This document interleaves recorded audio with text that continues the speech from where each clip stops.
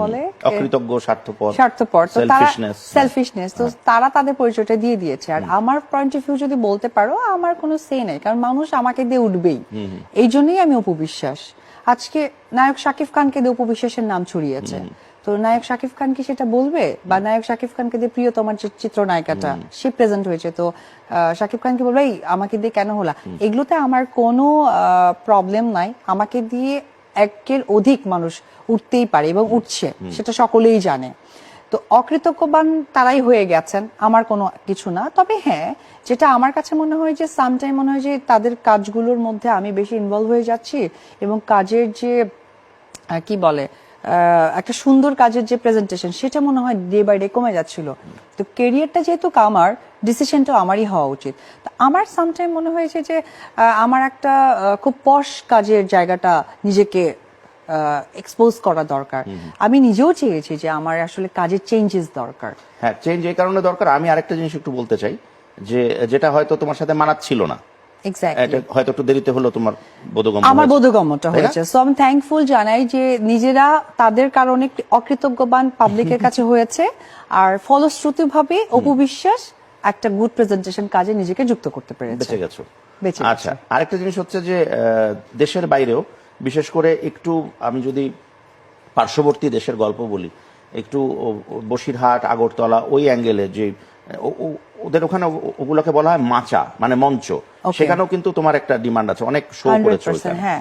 তো ওইখানে অনেক সময় অনেকগুলো ভিডিও ক্লিপ এসছে, যেখানে হয়তো এমন অ্যাঙ্গেলে অপু বিশ্বাসের শর্টস গুলো নেওয়া হয়েছে যাতে অপু বিশ্বাসকে দেখতে অড লাগে, এবং ওই জিনিসগুলো কিন্তু মানুষ ছড়িয়েছেও। এক্স্যাক্টলি, আমি কি ভুল বললাম? না না না, একদম পারফেক্ট। কারণ তুমি সোশ্যাল মিডিয়ার মানুষ, তুমিও জানো, সবাই জানে, এবং এই দর্শক যারা এই মানে আমাদের এই প্রোগ্রামটা দেখছেন, তারাও এই বিষয়গুলোর সাথে রিলেট করা। সো আমার ওভারঅল মিলে একটা কথাই বলবো দাদা, অনেকে বলেছিল এটা নায়িকা এরকম কেন, এই যে বিষয়গুলো এসেছিল। কিন্তু এক্স্যাক্টলি, আমি পরিশেষে একটি কথা স্পষ্ট বলতে চাই দাদা, আমার ক্যারিয়ার আমাকেই তৈরি করতে হবে, যেটা আমি আজও অব্দি রান করছি। যখন আমার যেটা মনে হবে যে এটা আমার জন্য প্রযোজ্য নয়, সেখান থেকে আমি নিজেকে পিছিয়ে আসবো। তো আমি সেটাই করেছি। যেমন আবারও বেলা শেষে একটি উদাহরণ সারা জীবনই আসবে আমার মনে হয়, আমার লাইফ থেকে শুরু করে এবং কাজের জায়গা পর্যন্ত। শাকিব খান আগে বাংলা সিনেমায় অনেক কাজ করতেন, এখন কিন্তু সে বাইরের টিম নিয়ে কাজ করে। এটা নিয়ে অনেকেই অনেক কথা ছড়িয়েছেন। তো বেলা শেষে রেজাল্ট যখন তোমরা দেখতে পেরেছো, তখনই কিন্তু তোমরা বলেছো যে না, ওয়াজ একমাত্র 1 থেকে 100 অব্দি হিরো বলতে গেলে শাকিব খানের নামটাই আসে। তো সে তার বেটারমেন্টটা জানে যে কোথায় আমাকে কোথায় ইনভলভ হতে হবে, কখন কোন সময়। তা আমি তার ব্যতিক্রম নই। That's it. Apu, thank you so much আমাদের এই অনুষ্ঠানটিকে আরো প্রাণবন্ত করে তোলার জন্য। এবং অনুষ্ঠানটার প্রায় শেষ প্রান্ত, এখন আমাদের থার্ড সেগমেন্ট, এবং থার্ড সেগমেন্টটা কি সেটা তোমাকে পরে বোঝাচ্ছি, আগে একটু দর্শকদেরকে বলে আসি।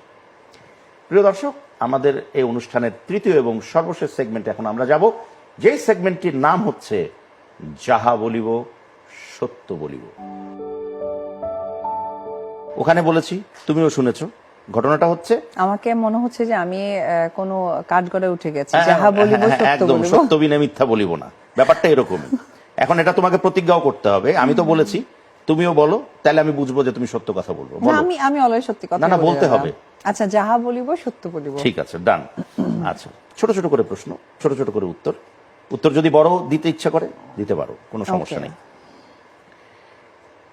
কথায় কথায় চলে এসছে অনেকবার একজনের নাম, পুরো ইন্টারভিউ জুড়ে, এবং তোমার জীবন জুড়েই তার নাম আছে, এবং বাংলাদেশের সবচেয়ে বড় মেগাস্টার, বা আরো যদি বড় কিছু বলা হয় শাকিব খান।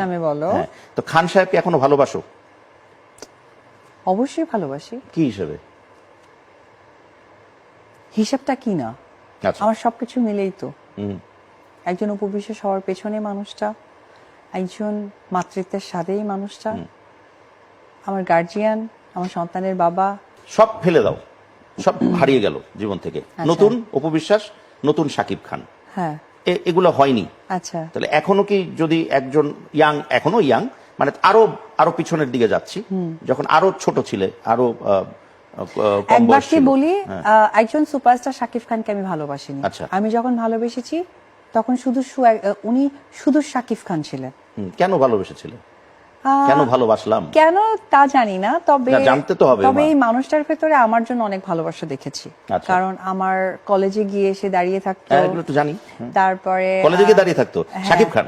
হ্যাঁ, আমি সানগ্লাস টাংলাস টুপি টুপি পরে? হ্যাঁ, তার একটা অ্যালোরিং আলা গাড়ি ছিল, হ্যাঁ। এটা সেও জানে। হ্যাঁ।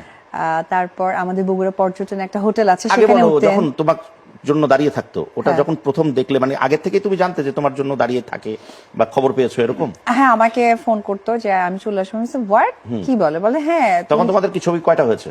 তখন মাত্র কোটি টাকার কাবিন হয়েছে। কোটি টাকার কাবিনের কাছাকাছি গেছো গিয়ে? আচ্ছা, ওকে, হ্যাঁ, যাও, তো বলো। ওই জায়গা থেকে এটা আমাকে অনেক বেশি মানে খুব স্বাভাবিক না, আমি মাত্র কলেজে উঠেছি, এটা আমার কাছে তো অন্যরকম একটা ড্রিম তখন ওটা একটা ব্যাপার। উনি তখনও তো শাকিব খানই। উনি তখন শুধু শাকিব হ্যাঁ, খান, হ্যাঁ। তো সেটা আমার কাছে অনেক ভালো লেগেছে। তার